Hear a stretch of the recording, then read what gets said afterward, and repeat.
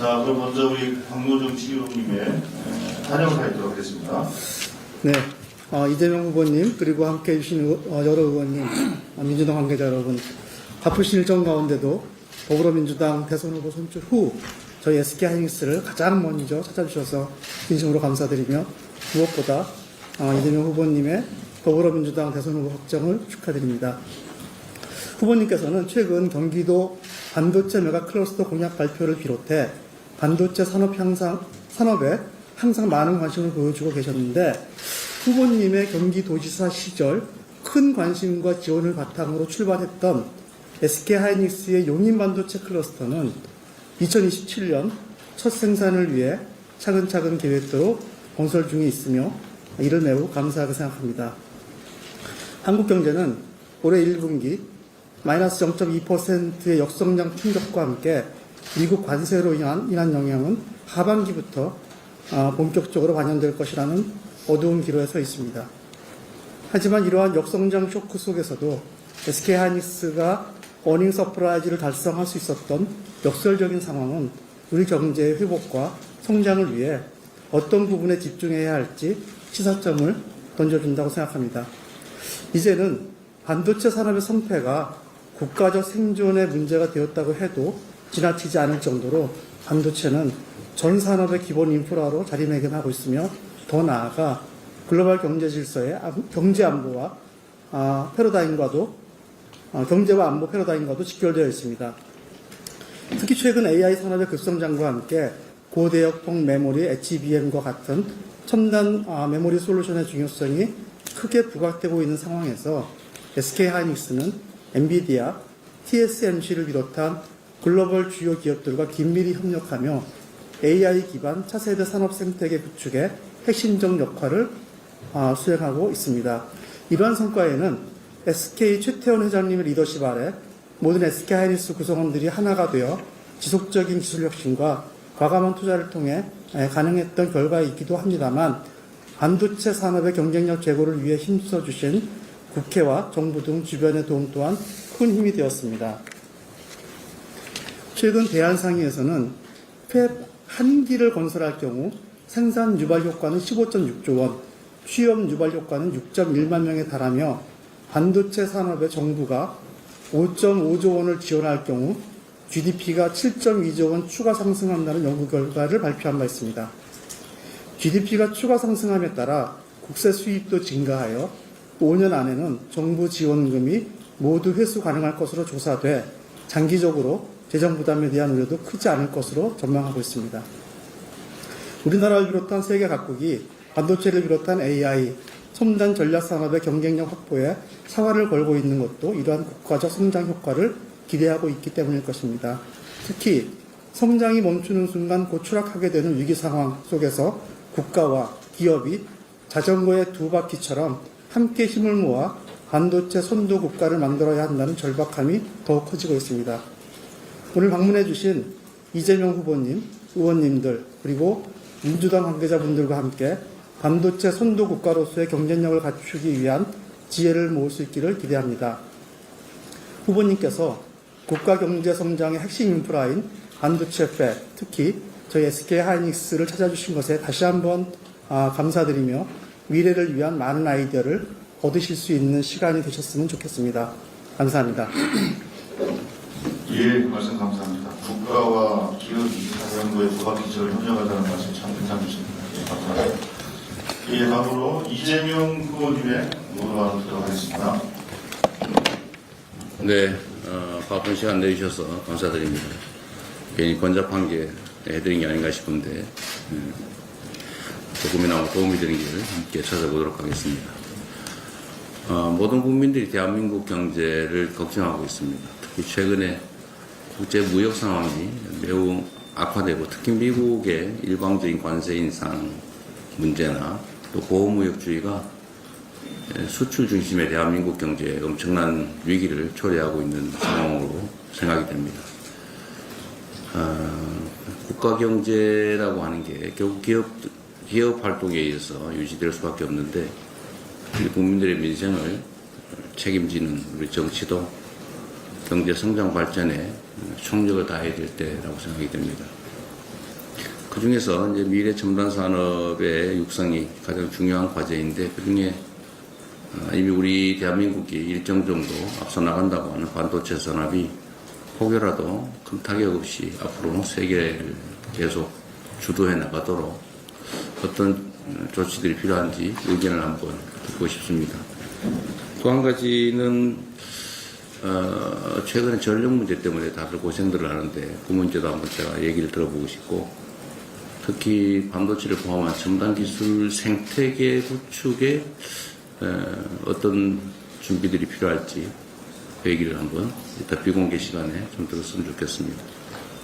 어쨌든 어려운 환경에서 대한민국 경제를 책임지고 있는 SK 하이닉스가 지금 이 상황을 잘 이겨내길 바라고 대한민국 경제의 주축으로 지속 성장해 나기를 기대합니다.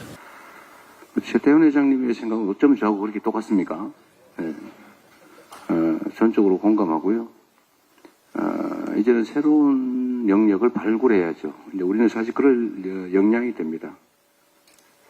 기존 산업들이 한계에 봉착한 건 당연하죠. 우리가 한때 경공업에 상당히 많이 의존했다가 이제 중화학공업으로 바뀌어왔죠. 그리고 그 다음에 이제 반도체, 자동차 뭐 이런 산업으로 또 전환됐고 이제 앞으로는 모두가 예측하는 것처럼 AI를 중심으로 하는 첨단 기술 산업으로 대대적 전환이 일어나지 않을까 싶어요. 그리고 제가 이제 각별히 관심 갖는 영역은 이런 AI 중심의 첨단 기술 산업 외에 대한민국이 가지고 있는 구조적인 심각한 문제가 있는데 앞으로 아마 여러 기업들이 당면하게 될 과제이기도 합니다. 재생에너지 산업이죠. 근데 우리가 엄청난 양의 화석연료를 수입하는데 실제로 화석연료에 의존해서 앞으로 기업 활동을 하게 되면 아리백이나 또는 탄소 국경세 등등의 문제 때문에 아마 기업 경쟁에 심각한 문제가 생길 수 있을 겁니다. 그래서 재생에너지 산업을 어떻게든지 육성해야 되고 사실 재생에너지 산업 자체뿐만 아니라 재생에너지 생산도 국내에서 상당히 대체할 수 있다면 뭐 에너지 수입 대체도 가능하겠죠. 많은 일자리도 생길 거고 제가 각별히 관심 가지고 있는 지방 인구 소멸 위험 지역에 새로운 먹거리 소득원도 생길 수가 있을 겁니다. 새로운 영역이라고 생각해요. 뭐 관련 산업들도 아마 많이 발전할 수 있지 않을까. 제가 제일 지난 3년을 지나면서 제일 안타깝게 생각하는 게 이 재생에너지 산업이 사실은 거의 정체되거나 심지어는 위축됐죠, 오히려. 그래서 앞으로 이걸 복원하는데 상당한 에너지가 필요할 텐데 그럼에도 불구하고 새롭게 시작해야 될 영역이라고 생각합니다. 전 또 하나 영역이 또 말씀해 주신 것이기도 한데 문화산업이라고 생각해요. 대한민국이 가지고 있는 강점 중에 하나가 문화적 깊이가 매우 깊다는 거죠. 그래서 이걸 하나의 산업으로 지금은 뭐 K-팝이나 뭐 K-컬처, 한류라고 하는 게 그냥 한국 멋있다, 뭐 한국 한번 가봐야지 뭐 이런 수준이라면 앞으로는 이걸 하나의 산업으로 제가 연관 산업들이 상당히 많더라고요. 보니까 뭐 뷰티 산업도 그렇고 음식, K-푸드도 그렇고 뭐 영화나 이런 것만 말할 것도 없고요. 아마 앞으로 저는 관광 산업에도 상당히 우리가 강점이 있지 않을까 싶어요. 대한민국이 아마 전 세계인이 볼 때 매우 희한한 나라 그렇게 보여질 가능성이 있습니다.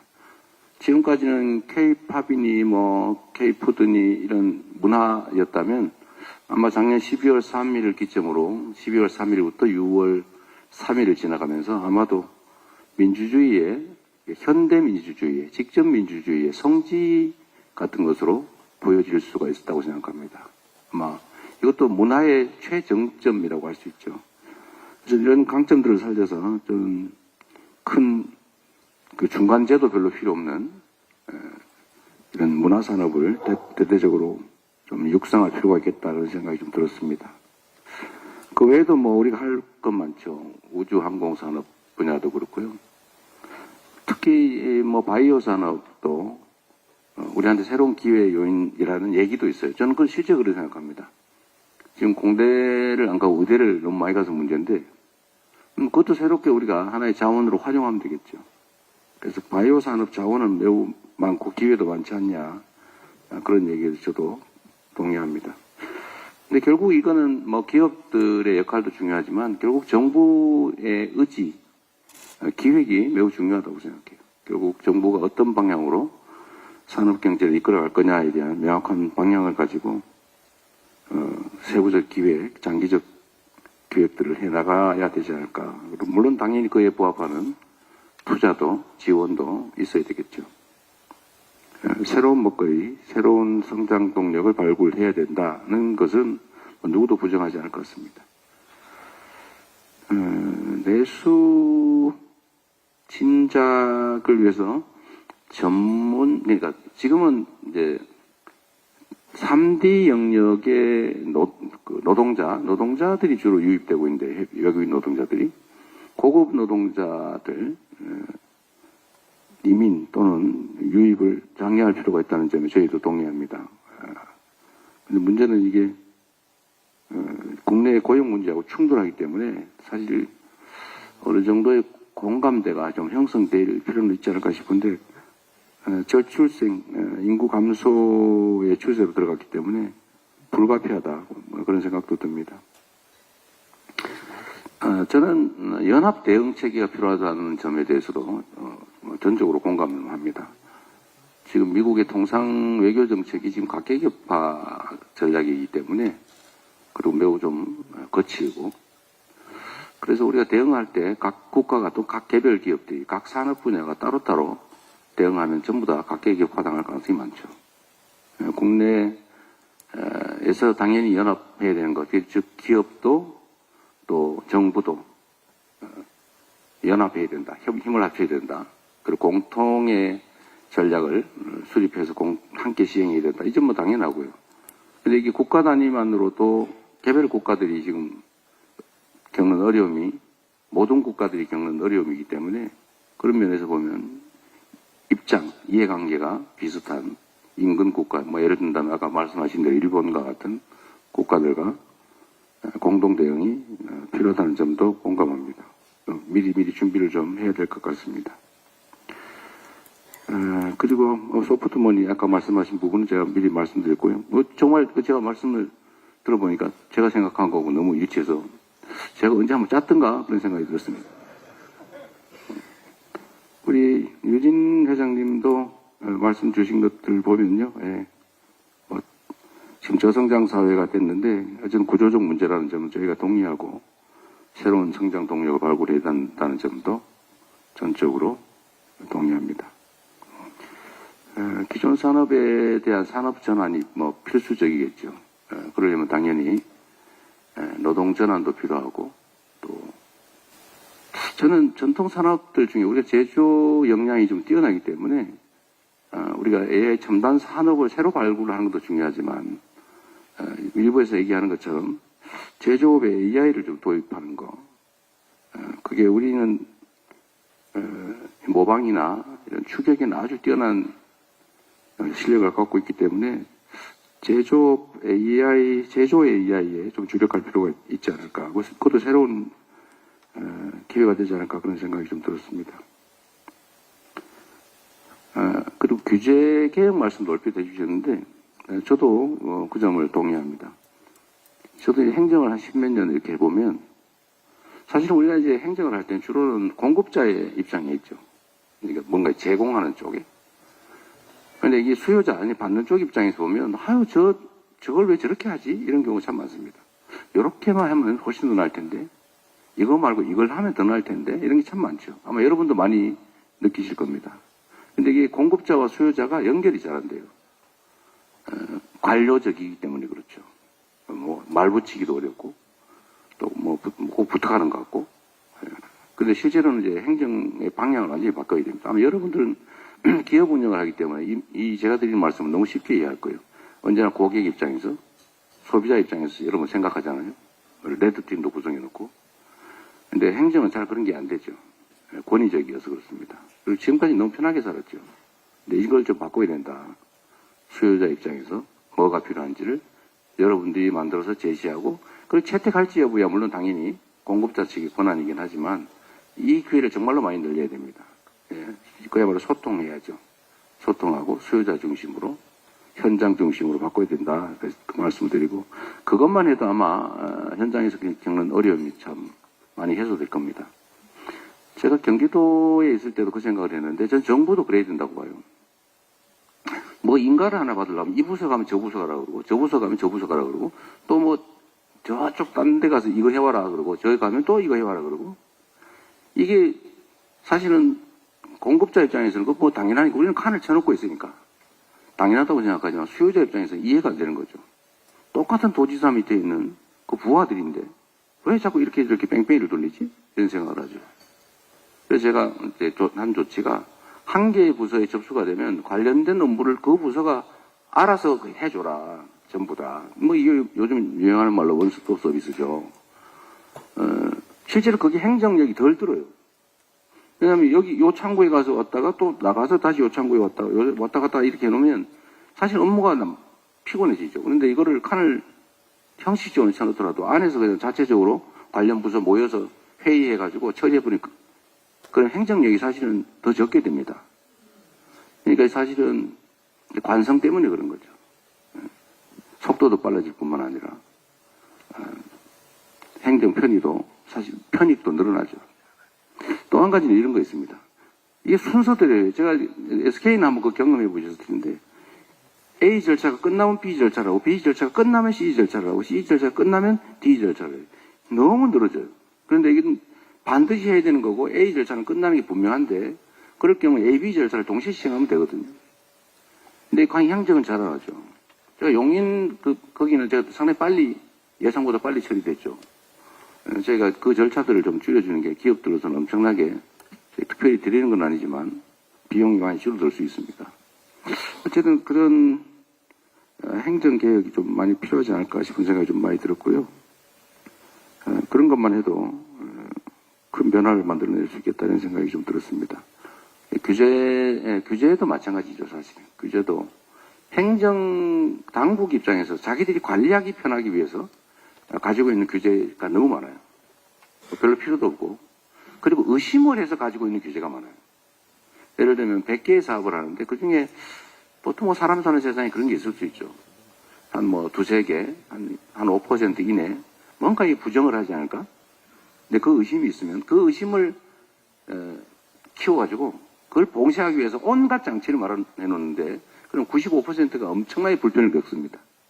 사실 그렇게 할 필요 없죠. 5% 정도는 손실로 감수하면 됩니다. 예를 들면 연구개발할 때 막 500원짜리 딱풀 산 것까지 다 쓰고 전산 입력하고 하잖아요. 그 500원어치 더 되거든요. 그럼 예를 들면 그 전액에 예를 들면 2, 3%, 5% 이내는 뭐 액수로 한등하든지 거기는 용도를 묻지 않고 사용할 수 있게 해주자. 이래버리면 사실 그런 쓸데없는 노동 안 해도 되잖아요. 손실이 아니죠.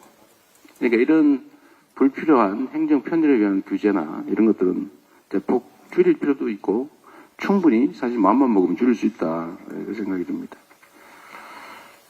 손경식 회장님은 이 말 자주 하셔서 제가 좀 그런데 주로는 이제 손 회장님은 아마 소속 기업들이 그러니까 이 말씀 많이 하시는 것 같아요. 정년 연장 문제, 노동시간 문제. 사실은 이 얘기하면 또 뭐 정치적 논쟁이 발생하니까 이거는 아예 말을 하지 말든지 언론인들 음대서 하라고 지금 작업을 해가지고 아까 비공개로 해놨던 것 같아요.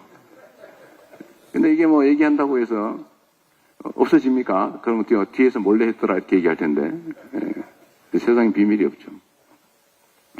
근데 저는 이런 입장을 좀 가지고 있는데요. 저는 여러분들이 가지고 있는 입장 다 충분히 타당하다고 생각해요. 그런데 노동자들이 가지고 있는 입장이 또 있지 않습니까? 그런데 어느 한쪽이 또 일방적으로 옳다고 할 수는 없어요. 다 타당하죠. 문제는 조정하는 겁니다. 이 조정의 역할은 당사자가 하는 게 아니에요. 당사자들끼리 조정하라고 놔두면 싸움밖에 안 나죠. 근데 그 조정 역할을 하는 게 바로 정부고 행정이죠. 곧 정치의 역할입니다. 그래서 소통, 대화, 조정, 그리고 본질적으로는 통합이라고 하는 게 매우 중요하죠. 정년 연장 문제는 장단점이 있어요. 예를 들면 손 회장님이 생각하시는 것처럼 호봉제인데 지금 60세까지 한 것도 부담스러운데 1년에 얼마씩 임금이 계속 올라가야 되는데 65세로 그냥 확 올렸다. 그러면 사실은 노동 생산성은 떨어지는데 보수는 더 줘야 되는 상황이 실제로 문제가 되겠죠. 저는 노동자들이 이런 걸 요구한다고 생각하지는 않습니다. 문제가 충분히 지적에 일리가 있죠. 이런 건 조정할 수 있다고 생각해요. 예를 들면 이게 정말로 문제되는 영역이면 이 부분은 치정하면 되지 않습니까? 그러니까 이게 그러니까 이게 지금 정년부터 연금인 수급 요 사이가 사실은 엄청나게 불어나잖아요. 그렇다고 이거를 기업들이 다 책임져라 할 수는 없죠. 그렇다고 방치할 수도 없어요. 그러면 조정해야죠. 쌍방이 다 수용할 수 있는 범위 내에서. 그리고 이게 일률적일 수는 또 없어요. 예를 들면 산업마다, 기업마다 상황이 또 다르겠죠. 그럼 차등을 둬야 되겠죠. 일시에 시작하는 게 부작용이 생길 수가 있죠. 그럼 단계적으로 하면 되죠. 예를 들면 주 4.5일제 이 얘기도 사실 똑같습니다. 정년 연장 문제도 그렇고. 그러니까 저는 이런 것들은 아주 대놓고 세부적 대화를 좀 해야 된다. 그러니까 누가 일방적으로 정하면 안 되고, 일방적으로 한쪽이 밀어붙인다고 거기 따라서도 안 되고. 그래서 결국은 정말로 충분한 대화가 필요하고요. 저는 우리 사회가 사회적 대화가 정말로 필요하다고 생각합니다.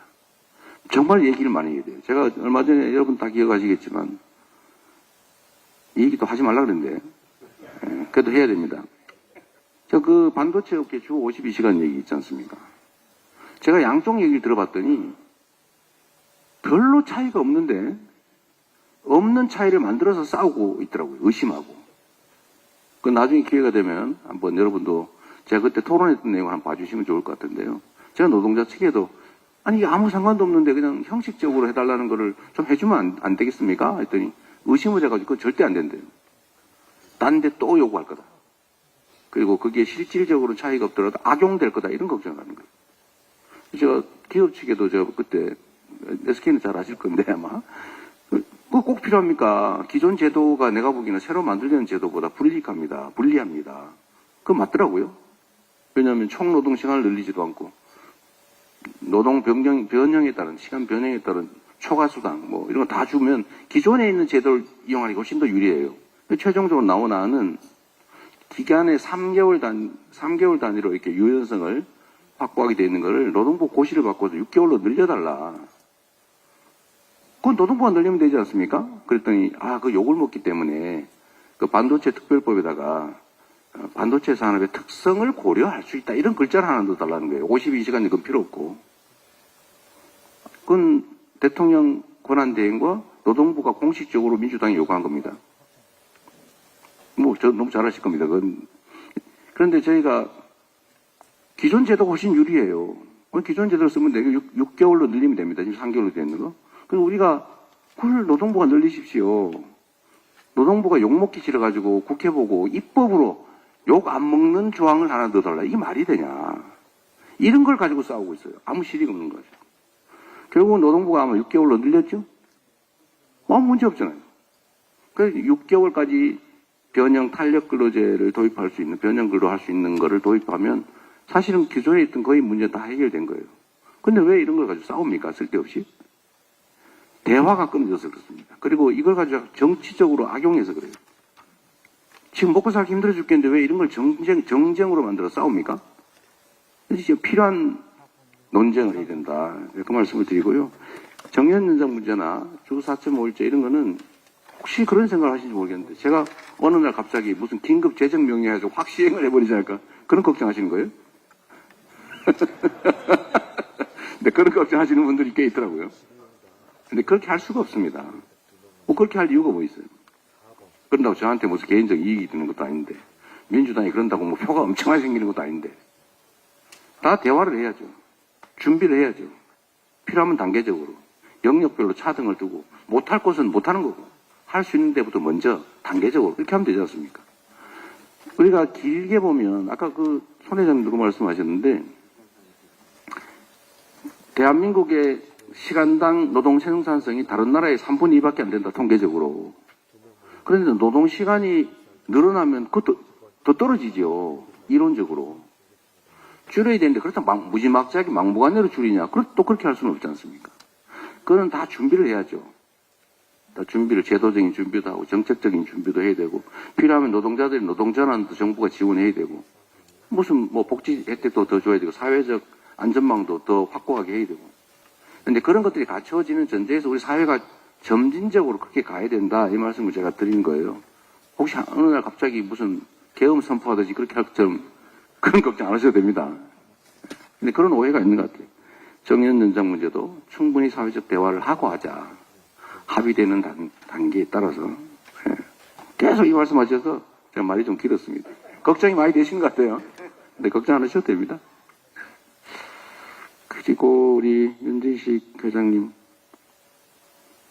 무역, 내가 대한민국은 수출국가, 통상국가인데 어쨌든 수출 문제가 심각하죠. 심각하고 최근에는 이제 국제 무역 환경이 나빠지니까 우리 기업들이 매우 어려운 상황인 것 같습니다. 특히 이 무역하고 외교는 사실 거의 동전의 양면 같은 거죠. 우리 외교 환경이 매우 나빠졌어요. 저는 그런 생각을 합니다. 외교 역시도 결국 우리 국민의 더 나은 삶, 우리 대한민국의 이익이 핵심 목표가 되어야 되죠.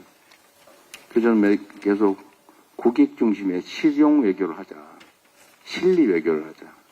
실사구시적 외교를 해야 된다라고 생각하고, 우리가 진영 논리나 아니면 감정, 뭐 이념 이런 데 경도돼 가지고 그 공연이 가지고 있던 시장을 잃거나 새로운 시장을 충분히 개척할 수 있는데 그 기회를 버릴 필요가 없지 않습니까?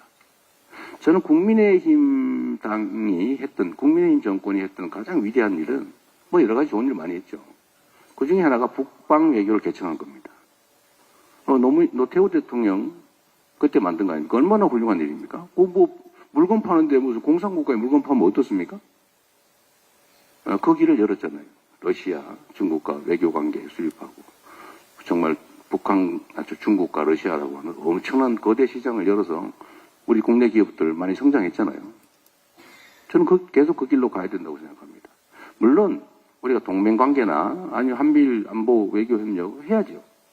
거기에 중심을 두되 한쪽을 버릴 필요는 없지 않냐. 그래서 정부가 이제 외교를 통해서 통상 정책을 통해서 경제 영토를 넓히는 일, 이건 정말로 앞으로도 해야 될 중요한 일이라고 생각합니다. 특히 좀 문화산업 진출, 문화수출, 문화산업 수출, 문화용역 수출, 여러 가지가 있죠. 근데 그 부분에 좀 기업들도 집중해 주면 좋을 것 같습니다. 아마 정부의 방향도 결국 그리 갈 수밖에 없지 않을까 싶어요. 추진석 회장, 연합회장님, 저희 중견기업이라서 약간 목소리가 좀 다르시긴 하죠. 어떤 통상 얘기는 제가 충분히 들었던 것 같고, 상속세 말씀을 또 전에도 하시고, 앞으로도 계속 하실 거죠? 볼 때마다. 이해합니다. 충분히. 근데 대기업만의 문제가 아니고요. 대기업도 똑같습니다. 물론 그렇죠. 네. 근데 지금 이제 상속세 세율 문제, 이제 가업 상속 특례. 근데 그거는 지금 현재 매출 5천원까지 상당히 많이 완화돼 있어서, 근데 그것도 더 늘리자고 하는데, 그 늘린 거 얼마 되지도 않는데 또 늘리긴 좀 국민들이 쉽게 수용하기 어렵지 않을까 싶은 생각이 좀 들고요. 어쨌든 이 세제 문제는 즉흥적으로 결정하기 참 어렵습니다. 이해관계가 너무 복잡해요. 그리고 다 이유가 있죠. 유지해야 된다는 쪽, 줄여야 된다는 쪽, 또 예외 특례 늘려야 된다는 쪽, 다 이유가 있죠, 나름에. 그러나 이게 또 많은 사람이 생각 다른 온갖 5천만 명이 사는 대한민국이기 때문에 어쨌든 대화도 많이 하고 협의도 많이 해서 또 조금씩 개선해 나가야 되지 않을까 싶고요. 어쨌든 대기업 전체까지 관계된 상속세 문제는 어쨌든 참 큰 사회적 의제인 것 같습니다. 계속 서로 노력해 보기로 하고요. 다만 한 가지는 제가 말씀을 좀 드리고 싶은 게 있습니다. 이것도 하지 말라고 했는데. 근데 저는 그런 생각이 들어요. 예를 들면 대한민국의 예를 들면 100대 대기업 중에 신규 창업한 대기업 비율이 얼마나 되나요? 예를 들면 미국 미국 내 100대 대기업 중에 신규 창업한 비율이 얼마나 되냐. 이제 이런 것도 좀 고려는 해봐야 된다고 생각합니다. 물론 나쁘다는 뜻은 아니에요. 그 사회 문화의 차이일 수도 있죠. 예를 들어 미국 같은 경우 기업 상속 안 받고 나는 자유롭게 살래, 상속 안 받을래 이런 문화도 많지 않습니까? 뭐 좀 다를 수 있죠. 그러나 사회가 좀 역동적일 필요도 있고. 그런데 상속 세제 문제를 대대적으로 손을 대면 사실은 이 문제에 대한 국민적인 거대한 논쟁이 촉발될 수가 있어요. 단순한 세제 법조문 하나 고치는 문제가 아니고.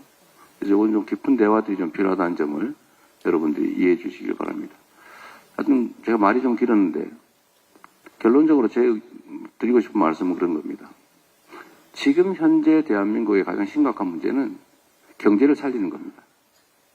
경제를 회복해야 돼요. 반드시. 그래야 희망이 생깁니다. 그래야 일자리도 생기고 기회도 생겨서 젊은이들도 절망좌절하지 않습니다.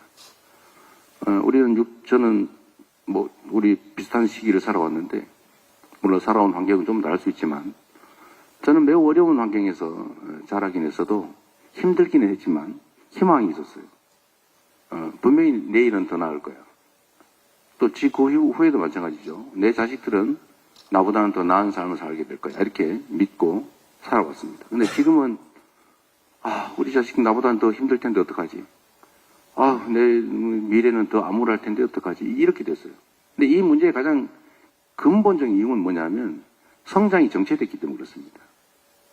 성장이 계속 지속적으로 성장하는 사회였다면 이러지 않았겠죠. 근데 지금은 성장이 계속 정체되지 않습니까? 드디어 지금 몇 년 만입니까? 마이너스 성장한 게. 거의 정상적으로 본다면 거의 처음 아닙니까? 심각하죠.